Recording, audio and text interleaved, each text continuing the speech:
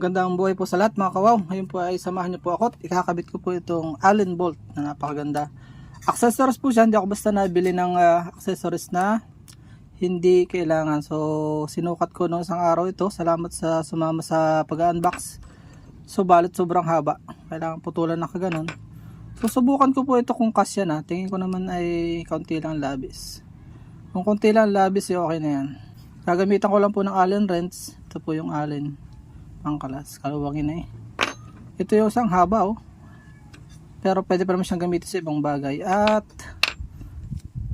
maingay po doon sa venue, kaya dito ko na siya gagawin.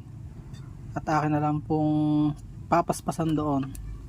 I-mute ko na lang para hindi maingay. Tara na, let's go!